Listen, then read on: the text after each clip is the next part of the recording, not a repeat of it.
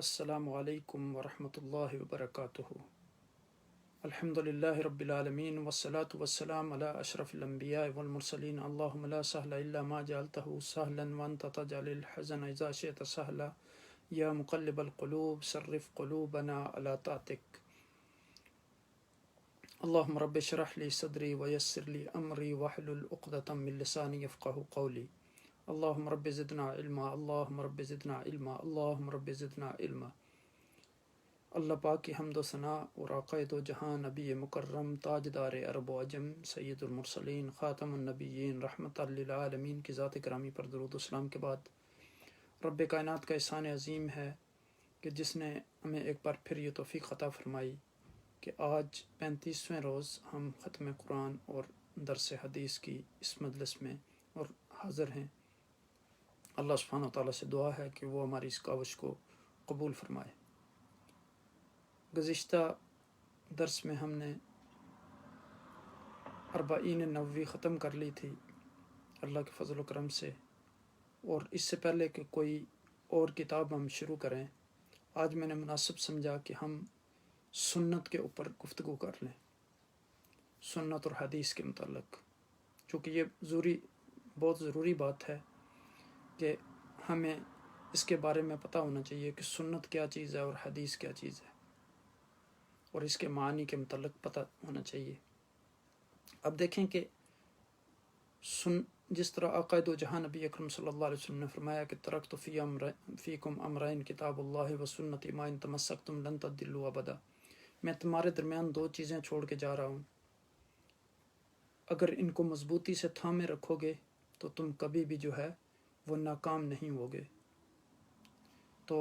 فرمایا کہ وہ پہلی چیز میری یعنی جو بتانے کی ہے وہ اللہ کی کتاب ہے، اور دوسری میری سنت ہے، یعنی 2 چیزیں بتائیں تو کتاب اللہ و سنتی، تو یہ میجر سورسز ہیں قرآن اور سنت جو اسلام کے۔ تو سنت کے لغوی معنی جو ہیں وہ طریقہ، دستور، طبیعت، عادت اور شریعت کے ہیں۔ سنت النبی صلی اللہ علیہ وسلم سے حضور نبی اکرم صلی اللہ علیہ وسلم کا طریقہ مراد ہے، اور سنت اللہ سے مراد اللہ تعالیٰ کا دستور اور طریقہ ہے، یعنی سننا is the practice of the holy prophet صلی اللہ علیہ وسلم۔ تو سنت اور حدیث، یعنی حدیث جو ہے عربک میں the Arabic word is hadith in its real sense means a tale, speech, chat, conversation or communication. Used as an adjective, it means new, modern and recent. And in our studies of hadith tradition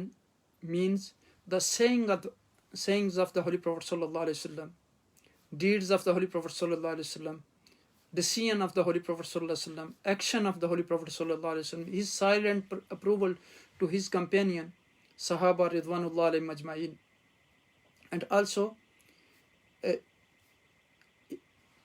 action of the Holy Prophet sallallahu alaihi wasallam, his silent approval of behavior of his Sahaba companion, and description of his personality. All these things related to the hadith of the Holy Prophet sallallahu alaihi wasallam. And there is slight difference between sunnah and hadith. Hadith is practice of the Holy Prophet sallallahu alaihi wasallam, and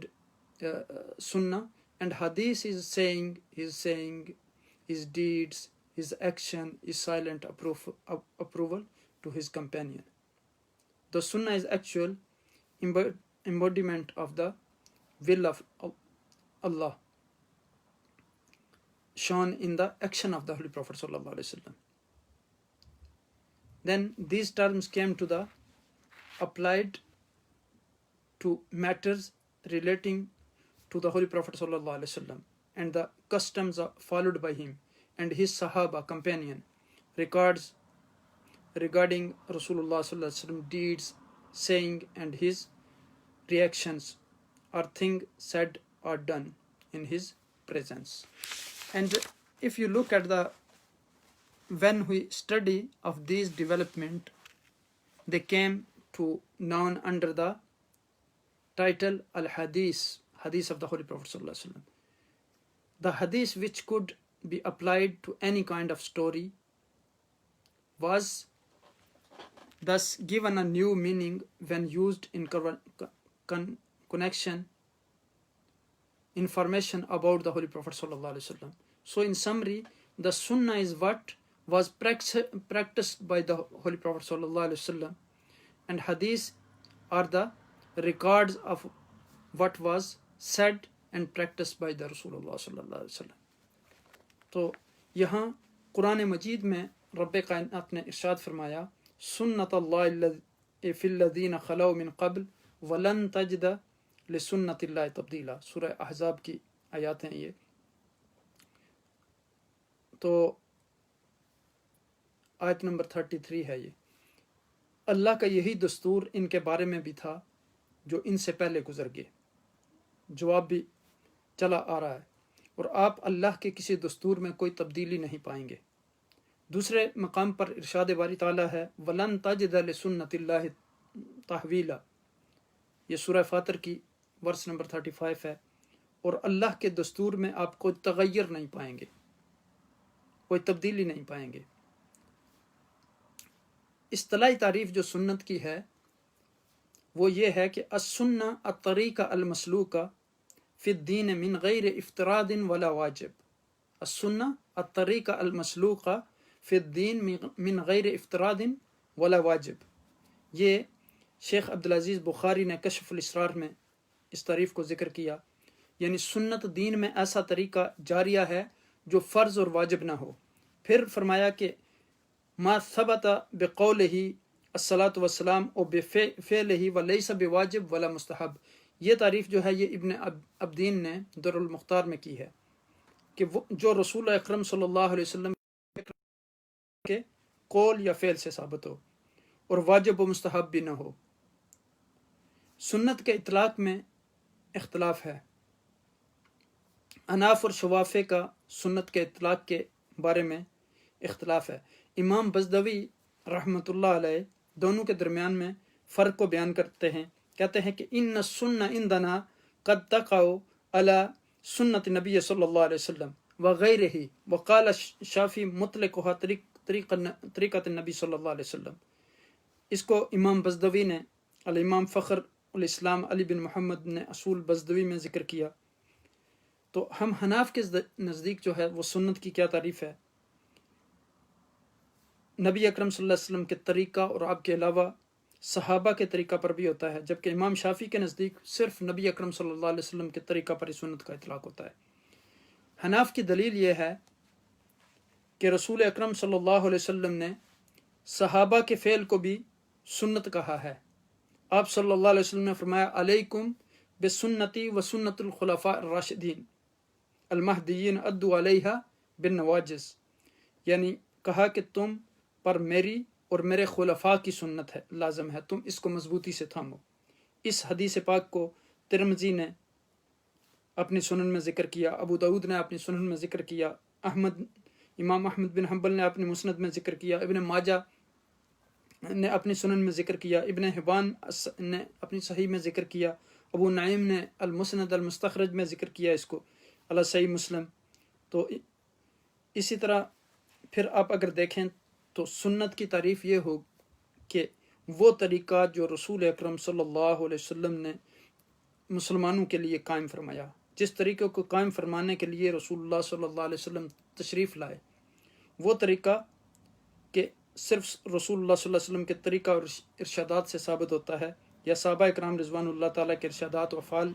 سے ثابت ہوتا ہے. جو اختلاف حدیث کی اصطلاحی تعریف کے بارے میں تھا، وہی اختلاف یہاں سنت کی تعریف کے بارے میں بھی ہے. امام مالک رحمۃ اللہ علیہ جو مشہور امام المحدثین ہیں اور امام الفقہا بھی ہیں، ان کا نقطہ نظر یہ ہے کہ سنت میں رسول اللہ صلی اللہ علیہ وسلم، صحابہ اکرام رضوان اللہ علیہ مجمعین اور تابعین، ان تینوں کا طرز عمل جو ہے، ان تینوں کا طریقہ شامل ہے. یعنی امام شافعی نے کہا کہ صرف سنت جو ہے وہ حضور نبی اکرم صلی اللہ علیہ وسلم کا طریقہ ہے۔ احناف نے کہا کہ حضور نبی اکرم صلی اللہ علیہ وسلم کا بھی طریقہ اور صحابہ کا بھی طریقہ، اور امام مالک نے کہا کہ حضور کا طریقہ بھی ہے اور صحابہ کا طریقہ بھی ہے اور تابعین کا طریقہ بھی ہے۔ یعنی موطا امام مالک رحمۃ اللہ علیہ پڑھیں تو اس میں بارہا درجنوں نہیں سینکڑوں مقامات پر امام مالک رحمۃ اللہ علیہ نے ایک خاص عمل کو اپنی تحقیق میں سنت قرار دیا اور دلیل دی کہ فلاں صحابی رضوان اللہ علیہ اجمعین کا یہ طرز عمل اختیار کیا کرتے تھے، کبھی دلیل دی کہ فلاں تابعی یہ کام کیا کرتے تھے۔ ایک جگہ لکھا کہ فلاں طرز عمل سنت ہے اس لیے کہ عبد الملک بن مروان کو میں نے یہ کام کرتے دیکھا۔ یہ امام مالک رحمۃ اللہ علیہ کی رائے ہے۔ کچھ اور حضرات جو صرف رسول اللہ صلی اللہ علیہ وسلم کے طرز عمل اور طریقہ کار کو سنت قرار دیتے ہیں، ان کے نزدیک صحابہ اکرام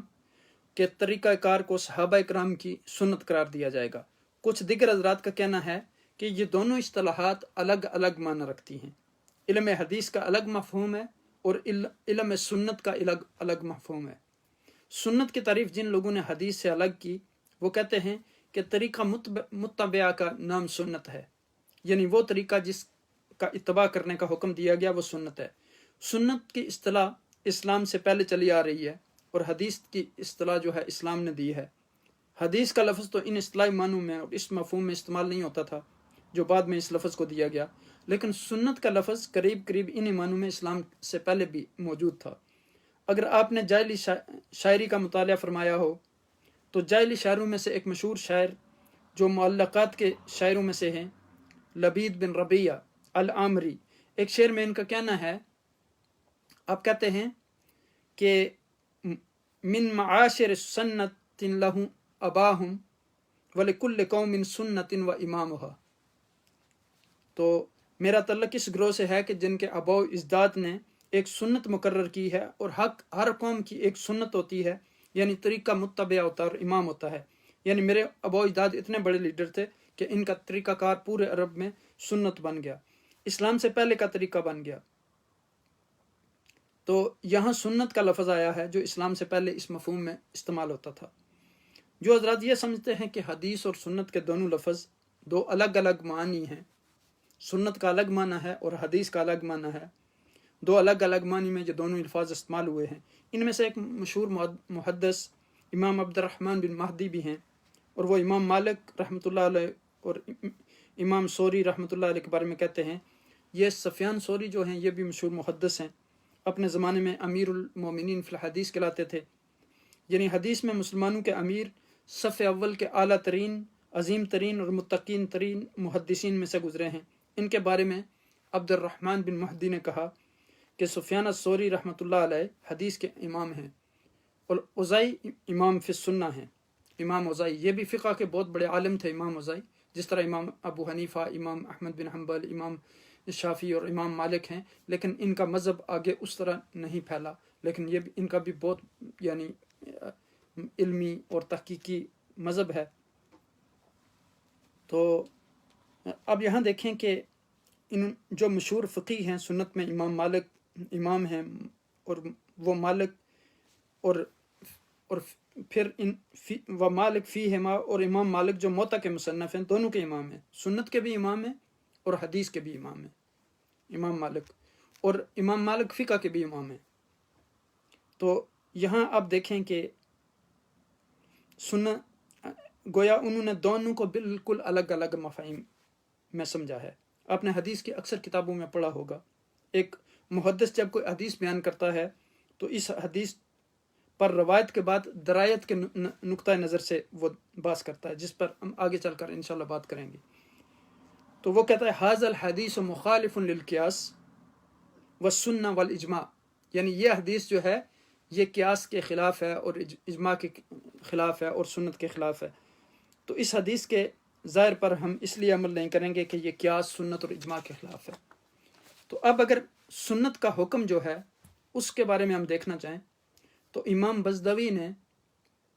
اپنی کتاب الاصول اس کی پہلی والیوم میں پیج نمبر 139 پہ یہ ذکر کیا کہ ان یطالب المرء باقامتها من غیر افتراض ولا وجوب لانها طریقة امرنا باحیائها فیستحق الملائکہ بترکها۔ آدمی سے سنت کو قائم کرنے کا ایسا مطالبہ کیا جاتا ہے جو کہ فرض و واجب نہیں ہوتا، مگر چونکہ ہمیں اس طریقہ کو زندہ رکھنے کا حکم دیا گیا لہٰذا اس کو چھوڑنے پر ملامت ہے۔ پھر امام ابن عابدین فقہ حنفی کے بہت بڑے عالم، انہوں نے در المختار کے والیوم 1 میں پیج نمبر 77 پہ اس کو ذکر کیا کہ ما یجر علی فعلہ و یلام علی ترکہ، کہ جس کے کرنے پر اجر اور چھوڑنے پر ملامت ہو تو وہ سنت ہے۔ پھر سنت کی مثالیں دیں، یعنی جیسے وضو میں بسم اللہ پڑھنا سنت ہے، اعضائے مغسولہ کو 3 بار وضو میں دھونا یہ سنت ہے،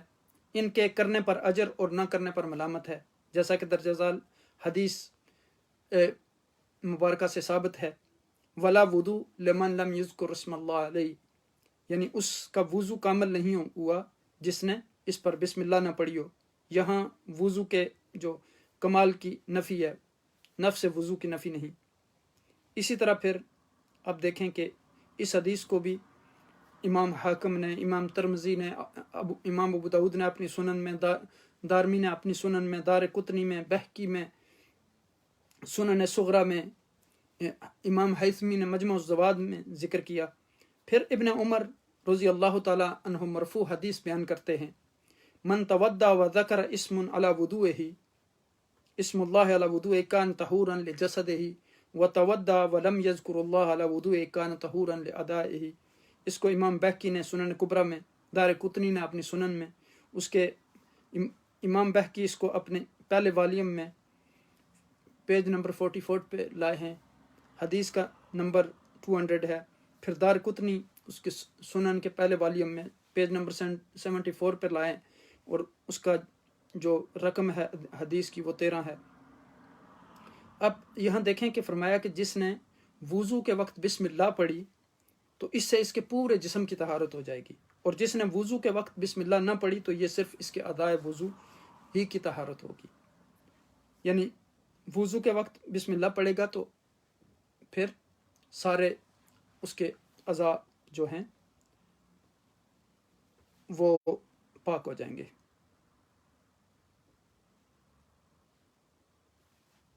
تو وضو میں اعضائے مغسولہ کو 3 مرتبہ دھونے کے حوالے سے آقائد و جہاں نبی اکرم صلی اللہ علیہ وسلم نے ارشاد فرمایا، من تودع واحدہ فتلک وظیفۃ الوضوء التي لا بد منها، من تودع اثنتین فلہ کفلین من الاجر، ومن تودع ثلاثا فذاک وضوئی ووضوء الانبیاء قبلی۔ اس کو ابن ماجہ نے اپنی سنن میں والیوم نمبر 1 پیج نمبر 145 پہ رقم الحدیث جو ہے اس کی 419 ہے۔ احمد بن حنبل نے اس کو روایت کیا اپنی مسند میں، اس کی رقم حدیث ہے 5735۔ دار قطنی نے اپنی سنن میں اس کو ذکر کیا والیوم نمبر 1 میں 817 میں۔ امام حیثمی نے مجمع الزوائد میں اس کو ذکر کیا والیوم نمبر 1 پیج 230۔ امام منذری نے اپنی کتاب ترغیب و ترہیب میں ذکر کیا، اس کا والیوم نمبر 1 اور پیج نمبر 97، رقم حدیث جو ہے وہ 398۔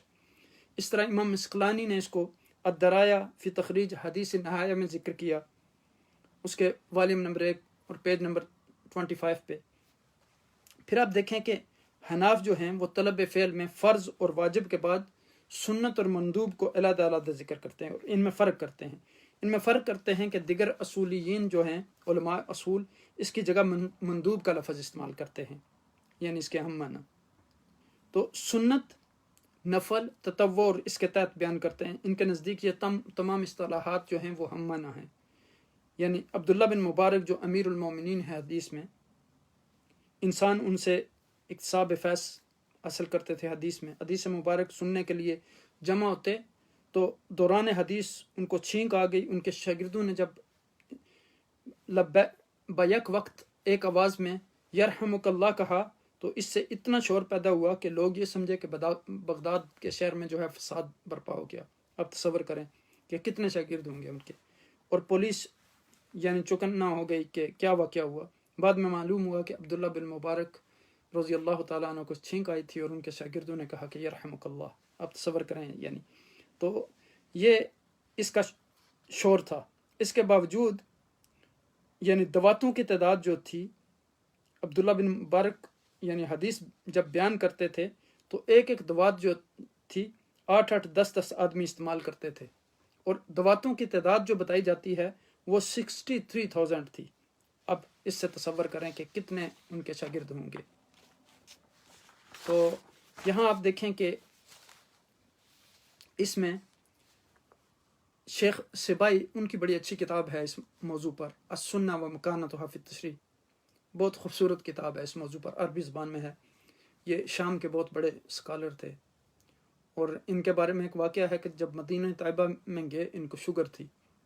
تو وہاں انہوں نے کھجور اتنی کھانی شروع کی کہ سب لوگوں نے منع کیا کہ آپ کھجور کھاتے ہیں، آپ کو شوگر ہے۔ تو انہوں نے کہا کہ میں اجوا کھاتا ہوں، یہ آقا دو جہاں نبی اکرم صلی اللہ علیہ وسلم کے ہاتھ کا لگایا ہوا درخت ہے، تو میں تو کھاؤں گا، اور ساتھ زم پانی پیتے تھے۔ تو جب واپس شام آئے تو ٹیسٹ کروایا تو ڈاکٹر ایران لائے گئے کہ ان کو شوگر ہی نہیں تھی۔ یہ ان لوگوں کا یعنی اعتقاد اور یقین تھا حضور کی ذات پر اور نسبت اور محبت۔ تو اب دیکھیں کہ یعنی اسی لیے علامہ اقبال نے کہا نا، یہ فاقہ کش جو موت سے ڈرتا نہیں ذرا، روح محمد اس کے بدن سے نکال دو۔ تو یہ سنت کے خلاف آج کیوں طرح طرح کے حملے ہو رہے ہیں؟ یہ روح ہے مومنین کی، سنت اور حدیث۔ اس کو آج صحیح بخاری اور صحیح مسلم میں طرح طرح کے شکوک پیدا کیے جا رہے ہیں۔ ایسے ایسے لوگ اٹھے ہوئے ہیں کہ جو ہر حدیث جو صحیح بخاری میں اور صحیح مسلم میں ہے اس کو بھی کہتے ہیں کہ یہ صحیح حدیث نہیں ہے۔ تو یہ ایک فتنہ ہے، اللہ سبحانہ و تعالی ہمیں اس فتنے سے محفوظ رکھے۔ پھر آپ دیکھیں یہاں کہ ایک طرف حدیث ہے اور ایک طرف سنت ہے، گویا سنت اور حدیث کو وہ متعارض یعنی منو میں لے رہے ہیں۔ یہ مثالیں میں نے یہ ظاہر کرنے کے لیے دی ہیں کہ محدثین کا ایک گروہ جو ہے وہ حدیث اور سنت کو الگ الگ مفہوم میں بیان کرتا ہے۔ پھر قرآن مجید میں سنت کا لفظ جو ہے اللہ تعالیٰ کی سنت اور عادت کے لیے استعمال ہوا ہے۔ سنت اللہ فی الذین خلو من قبل، یہ اللہ کی سنت بھی ہے جو پہلے لوگوں کے زمانے سے چلی آ رہی ہے۔ اللہ تعالیٰ کا جو خاص نظام ہے جس میں کوئی تبدیلی نہیں ہوتی، جس میں کوئی کمی پیشی نہیں ہوتی، جو اللہ کا اصول ہے وہ ہمیشہ ایک جیسا رہتا ہے۔ اللہ کے اس اصول اور اللہ کے اس طریقے کے لیے بھی قرآن مجید میں سنت کا لفظ استعمال ہوا ہے۔ یعنی مدینہ منورہ میں بعض لوگ دار السنہ قرار دیتے تھے اس کو، مدینہ کو، یعنی سنت کا گھر جس سے ساری سنتیں نکلی ہیں۔ یقیناً مدینہ منورہ دار السنہ تھا۔ صحابہ اکرام رضوان اللہ علیہ اجمعین جن کے پاس سنت کا علم تھا وہ مدینہ منورہ میں رہتے تھے، اور مدینہ منورہ سے ہی سنت کے ذخائر نکلے ہیں۔ مدینہ منورہ سے ہی صحابہ اکرام دنیا کے گوشے گوشے میں پھیلے ہیں۔ اس لیے مدینہ السنہ، مدینہ منورہ کا نام ہونا ایک بالکل فطری چیز ہے، کیونکہ آقا دو جہاں نبی اکرم صلی اللہ علیہ وسلم نے سب سے پہلا جو مدرسہ قائم کیا، جو یونیورسٹی قائم کی اصحاب صفہ کی، وہ بھی مدینہ میں تھی۔ اور پھر جب ہر عمل حضور کا سنت ہے تو ظاہر ہے کہ صحابہ اکرام نے حضور سے سیکھا، اور وہ سب مدینہ میں رہتے تھے۔ پھر حدیث کے لغوی معنی جو ہیں، لفظ حدیث جس کو اس خاص فن کی اصطلاح کے طور پر استعمال کیا گیا ہے، عربی زبان میں بہت سے معانی اور مطالب کے لیے استعمال ہوتا ہے۔ عربی زبان میں حدیث کے معنی گفتگو کے بھی ہیں، چیٹ، کنورسیشن۔ آپ نے یعنی عربی زبان میں حدیث کے معنی نئی بات کے بھی ہیں، یعنی ماڈرن، جدید۔ پھر حدیث کے معنی کسی اہم اور قابل ذکر واقعہ کے بھی ہیں، نئی چیز، نئی بات اور قابل ذکر واقعہ، کوئی گفتگو یا کلام، اس کو عربی زبان میں حدیث کہتے ہیں۔ آپ نے رسول اللہ صلی اللہ علیہ وسلم کا مشہور ارشاد سنا ہوگا جس میں آپ صلی اللہ علیہ وسلم نے فرمایا کہ خیر الحدیث، خیر الکلام کلام اللہ، و خیر الحدی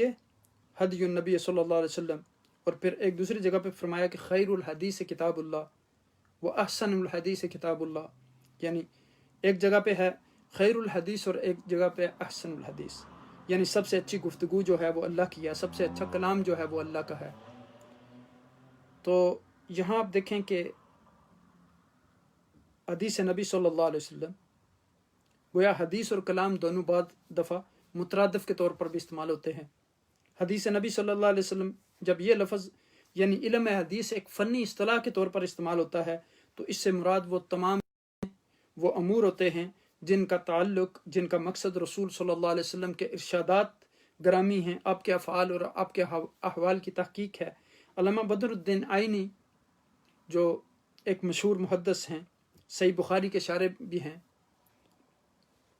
تو آپ نے اور مشہور فقی بھی ہیں، ان نے علم حدیث کی تعریف یہ کی ہے کہ وہ علم یعرف بہ اقوال رسول اللہ صلی اللہ علیہ وسلم و افعالہ و احوالہ، یعنی علم حدیث وہ ہے جس کے ذریعے رسول اکرم صلی اللہ علیہ وسلم کے اقوال، آپ صلی اللہ علیہ وسلم کے افعال، آپ صلی اللہ علیہ وسلم کے احوال معلوم کیے جائیں۔ علم حدیث کی تاریخ میں محدثین کے درمیان شروع سے حدیث کی اصطلاحی تعریف جو ہے، اصطلاحی تعریف کے بارے میں ایک اختلاف چلا آ رہا ہے، اور وہ اختلاف یہ ہے کہ کیا رسول اللہ صلی اللہ علیہ وسلم کے اقوال، افعال اور اوال کا نام حدیث ہے، یا صحابہ کرام رضوان اللہ علیہ اجمعین اور تابعین کے اقوال، افعال اور یعنی احوال کا نام بھی حدیث ہے۔ جیسے ابھی ہم نے سنت کے بارے میں ذکر کیا، مختلف لوگوں کا اختلاف، کہ امام شافعی نے کہا کہ صرف عذور کا طریقہ سنت ہے، امام ابو حنیفہ نے کہا کہ عذور کا طریقہ اور صحابہ کا طریقہ، امام مالک نے کہا کہ عذور کا طریقہ، صحابہ کا طریقہ اور تابعین کا طریقہ بھی۔ تو پھر اب یہاں دیکھیں، یعنی ہر مسلمان جانتا ہے کہ قرآن مجید جو ہے ایک متعین کتاب ہے، پورا قرآن مجید اس کے اندر لکھا ہوا ہے، اس سے باہر جو ہے وہ قرآن مجید نہیں ہے، اور سارے کا سارا قرآن جو ہے وہ ایک کتاب جس کو ہم کہتے ہیں اس کے اندر سما گیا ہے۔ لیکن حدیث یا سنت کے بارے میں ایسی کوئی کتاب نہیں موجود کہ جس کے بارے میں یہ کہا جا سکے کہ حدیث یا سنت پوری کی پوری ایک کتاب میں موجود ہے۔ اب دیکھیں کہ امام بخاری نے جو حدیث جمع کی وہ بغیر تکرار کے 3000 سے کم کے لگ بھگ ہیں۔ امام مسلم نے بے شمار حدیث کو جمع کیا، پھر سیاستہ ساری دیکھ دیں، امام ترمذی، سنن نبی داؤد، اس کے بعد پھر سنن نسائی، امام نسائی کی، اسی طرح اور بھی مسند احمد بن حنبل کو دیکھ لیں، حدیث کی بے شمار کتابیں ہیں یعنی تو، لیکن موطا امام مالک ہے، لیکن اصح الکتاب جو صحیح ترین کتاب ہے قرآن کے بعد، اس کو امام بخاری کی کتاب صحیح البخاری کو قرار دیا گیا۔ اور بعض لوگوں کے ہاں موطا امام مالک جو ہے وہ اصح الکتاب ہے، جو مالکی مذہب کے لوگ ہیں وہ قرآن کے بعد موطا امام مالک کو صحیح ترین کتاب شمار کرتے ہیں۔ اسی طرح پھر ایک طبقہ ہے جو یعنی صحیح بخاری پر امام مسلم کی کتاب صحیح مسلم کو ترجیح دیتا ہے کہ وہ اصح الکتاب ہے۔ بہرحال یہ مختلف رائے ہیں، لیکن امت کا اکثریت جو ہے وہ امام بخاری کی صحیح بخاری کو جو ہے وہ اصح الکتاب سمجھتی ہے قرآن کے بعد۔ تو یعنی حدیث کی تاریخ تدوین اور روایت اور درایت کے بارے میں بہت سی کتابیں لکھی گئیں، خود حدیث کے بہت سے مجموعے صدیوں سے چلے آ رہے ہیں، اور بعد کی صدیوں میں مرتب ہونے والے بھی بہت سارے مجموعے ملتے ہیں جن میں بہت سی حدیث مختلف موضوعات پر مختلف مقاصد کے لیے جمع کی گئیں۔ ان سب کتابوں سے سنت کا پتہ چلتا ہے۔ بعض لوگوں نے 40 لکھی، جس طرح امام نووی کے 40 شرح 40 نووی ہے، اور بھی بہت سارے ابواب انہوں نے، مختلف لوگوں نے ازواج یعنی شادی بیاہ کے مسائل پر مختلف حدیثوں کو جمع کیا، کسی نے طلاق کے مسائل پر حدیث کو جمع کیا، کسی نے طہارت کے مسائل پر حدیث کو جمع کیا۔ تو حدیث کے باب میں بہت سارے لوگوں نے کام کیا، اور حدیث نبی صلی اللہ علیہ وسلم کو محفوظ کرنے کے لیے جو طریقہ اور میتھڈ اپنایا گیا، دنیا کی ہسٹری میں کوئی ایسا طریقہ نہیں ہے۔ اب دیکھیں کہ 1 لاکھ سے زیادہ لگ بھگ لوگوں کے حالات زندگی اس لیے معلوم کیے گئے تاکہ پتہ چلے کہ ان کے رہنے سہنے کا طریقہ کیا تھا، آیا یہ لوگ ثقہ تھے، صحیح سچے تھے، صادق سے امین تھے، ان کے حالات زندگی صرف اس لیے پتہ جمع کیے گئے تاکہ حدیث نبی صلی اللہ علیہ وسلم کا پتہ چلایا جا سکے۔ پھر درایت ہے، روایت کا علم ہے، پھر چین ہے ایک حدیث کا کہ اس شخص نے اس سے روایت کی، اس سے یعنی ایک متن ہے حدیث کا، جیسے آپ کہتے ہیں خیرکم من تعلم القرآن وعلمہ، ایک سند ہے جیسے ان عثمان بن عفان رضی اللہ تعالیٰ عنہ۔ تو یہ چیزیں اتنا بڑا اہتمام کیا گیا یعنی حدیث کو محفوظ کرنے کے لیے۔ پھر حدیث کے لغوی معنی جو ہیں، جس کو اس خاص فن کی اصطلاح کے طور میں استعمال کیا گیا، عربی زبان میں بہت سے معنی اور مطالب کے لیے استعمال ہوتا ہے۔ عربی زبان میں حدیث کے معنی گفتگو کے بھی ہیں، نئی بات کے بھی ہیں، اور حدیث کے معنی کسی اہم قابل ذکر واقعہ کے بھی ہیں،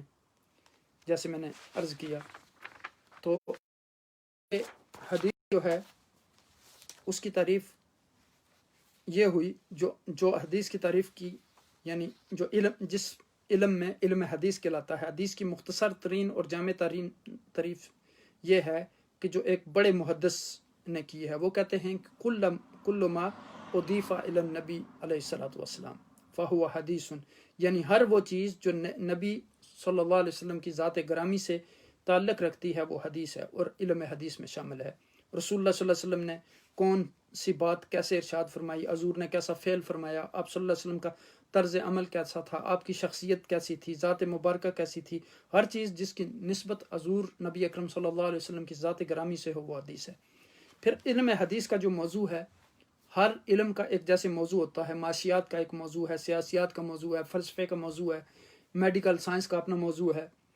تو اسی طرح جیسے ہر کتاب کا موضوع ہوتا ہے، محدثین نے سوال اٹھایا کہ علم حدیث کا موضوع کیا ہے۔ علم حدیث کا موضوع جو ہے، محدثین نے ذات الرسول صلی اللہ علیہ وسلم من حیث رسول اللہ،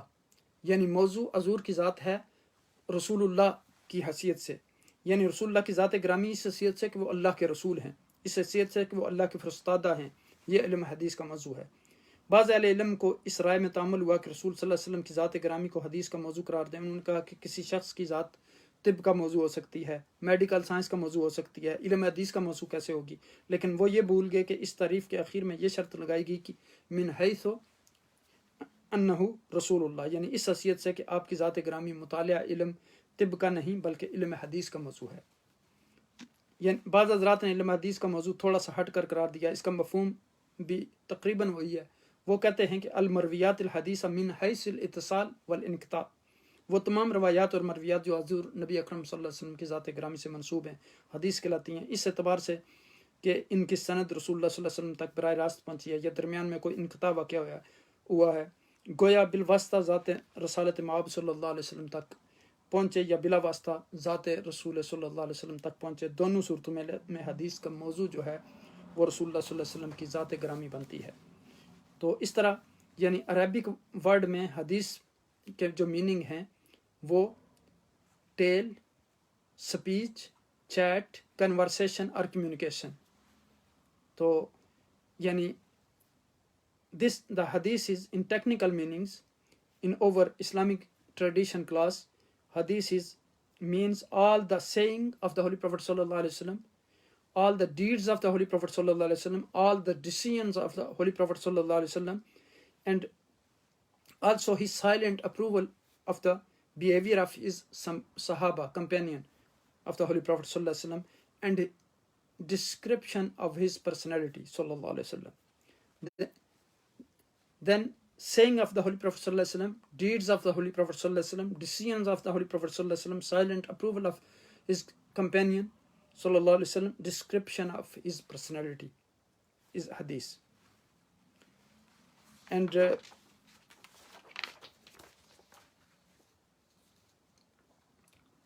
with the Muslim, these terms came to apply to the matter related to the Holy Prophet sallallahu alaihi wasallam. Then hadith is the saying of the Holy Prophet sallallahu alaihi wasallam, deeds, action, and sunnah is the practice of the Holy Prophet sallallahu alaihi wasallam. And there is al-hadith al-kalam qaliluhu wa kathiruhu، یعنی علم اسماء الرجال، علم الروایت، علم الدرایت، یہ ساری چیزیں جو ہیں۔ پھر اس میں اتھینٹک حدیث ہے، صحیح، یعنی اس کے ڈویژن ہیں، پھر الحسن ہے، پھر ضعیف ہے، پھر مرسل ہے، پھر منقطع ہے، پھر معدل ہے، پھر معلق ہے، پھر متواتر ہے۔ اس پر انشاءاللہ ہم تفصیل سے گفتگو کریں گے، لیکن یہاں سمجھنے کی بات یہ ہے کہ ایک حدیث کی سند ہے اور ایک اس کا متن ہے۔ تو یہ آج چیز ہم نے سمجھ لی، پھر کسی دوسری مجلس میں ہم انشاءاللہ یہ جو حدیث صحیح اور حسن، چونکہ یہ بہت لمبا ٹاپک ہے، اور پھر ضعیف اور مرسل اور منقطع اور معدل اور معلق، ان چیزوں پر انشاءاللہ ہم گفتگو کریں گے۔ رب کائنات سے دعا ہے کہ وہ ہمیں ان حدیث مبارکہ پر عمل کرنے کی توفیق عطا فرمائے، اور ہمیں حضور کی سنتوں پر بھی عمل کرنے کی توفیق عطا فرمائے، اور حضور نبی اکرم صلی اللہ علیہ وسلم کی حدیث مبارکہ کو ہمیں صحیح طریقے سے سمجھنے کی توفیق عطا فرمائے، اور حضور کا پیغام ہمیں دوسرے لوگوں تک پہنچانے کا ذریعہ بنائے۔ اب ہم رقیہ شریعہ پڑھ لیتے ہیں، اس کے بعد انشاءاللہ دعا کی طرف آئیں گے۔ امید ہے کہ آپ سنت اور حدیث کا معنی سمجھ گئے ہوں گے۔ اس ویڈیو کو دوسرے لوگوں کے ساتھ ضرور شیئر کریں تاکہ ان کو بھی اس سے استفادہ ہو۔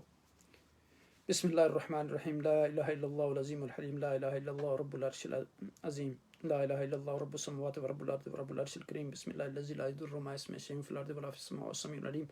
بسم اللہ الذی لا یضر مع اسمہ شیء فی الارض ولا فی السماء السمیع العلیم بسم اللہ الذی لا یضر مع اسمہ شیء فی الارض ولا فی السماء السمیع العلیم بسم اللہ الذی لا یضر مع اسمہ شیء فی الارض ولا فی السماء السمیع العلیم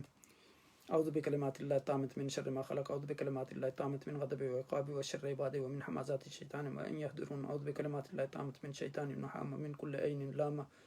اعوذ بکلمات اللہ التامۃ التي لا يجاوزهن بر ولا فاجر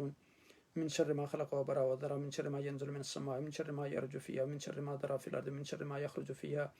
ومن شر فتن الليل والنهار من شر كل طارق لا طارق بطارق يخرج يترك بخير يا رحمن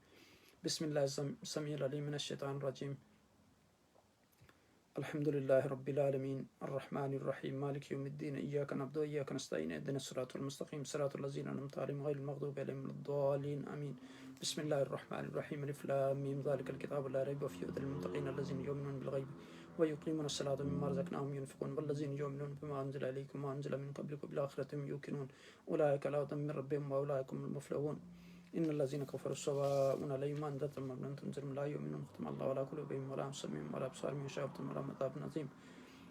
الله لا اله الا هو الحي القيوم لا تاخذه سنة ولا نوم له ما في السماوات وما في الارض من ذا الذي يشفع عنده الا باذنه يعلم ما بين ايديهم وما خلفهم لا يحيطون بشيء من علمه الا ما شاء وسع كرسيه السماوات والارض ولا يؤوده حفظهما وهو العلي العظيم بسم الله الرحمن الرحيم لا تدرك الابصار وهو يدرك الابصار وهو اللطيف الخبير ولقد جعلنا في السماء بروجا وزيناها للناظرين وحفظنا من كل شيطان رجيم الا من استرق السماء فتقع شهاب مبين ولا تمدن عيناك على ما متعنا به ازواج منهم زارة الحياة الدنيا لنفتنهم فيه ورزق ربك خير وابقى وإن يكاد الذين كفروا ليزلقونك بأبصارهم لما سمعوا الذكر ويقولون إنه لمجنون ويشفي صدور قوم مؤمنين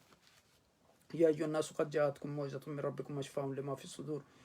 وهدى ورحمة للمؤمنين يخرج من بطونها شراب مختلف ألوانه فيه شفاء للناس وننزل من القرآن ما هو شفاء ورحمة للمؤمنين إذا مرضت فهو يشفين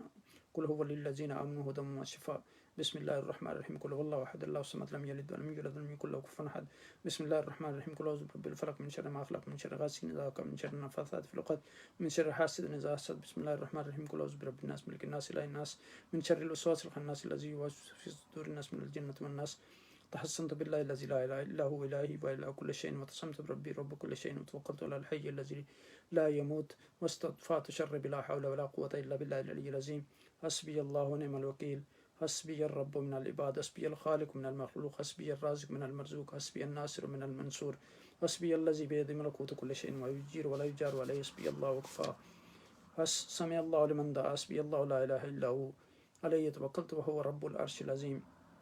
اللهم اصرف عني حر الليل وبرد الليل وسب الليل اللهم رب الناس اذهب الباس واشفي انت شافي لا شفاء الا شفاءك شفاء لا يغادر سقما بسم الله ارقي نفسي من كل شيء يؤذيني من شر نفس من كل شر كل نفس او عين حاسد الله يشفيني بسم الله ارقي نفسي سبحان ربك رب العزة عما يصفون وسلام على المرسلين والحمد لله رب العالمين اللہ پاک ہماری اس حاضری کو قبول فرمائے اور ہماری اس کاوش کو اب اپنی برگاہ میں قبول فرمائیں. اب اپنے دلوں کو اللہ سبحانہ تعالیٰ کی طرف متوجہ کر لیں تاکہ ہم دعا کے لیے ہاتھ اٹھائیں. اور اگر آپ کی کوئی تجویز ہو کہ ہم حدیث کی کون سی نئی کتاب شروع کریں اس درس میں تو وہ آپ مجھے میسج کر سکتے ہیں. کل انشاءاللہ کوئی اور ہم کتاب شروع کریں گے حدیث پاک کی. جزاکم اللہ خیر. اپنے ہاتھوں کو دعا کے لیے اٹھائیں. الحمد للہ رب العالمین والصلاة والسلام علی اشرف الانبیاء والمرسلین. اللہم لا سہل الا ما جعلتہ سہلا وانت تجعل الحزن اذا شئت سہلا یا مقلب القلوب صرف قلوبنا على طاعتک. اللہم ربنا ظلمنا انفسنا وان لم تغفر لنا وترحمنا لنکونن من الخاسرین. اللہم ربنا لا تؤاخذنا ان نسینا واخطأنا ربنا ولا تحمل علينا اصرا كما حملته على الذين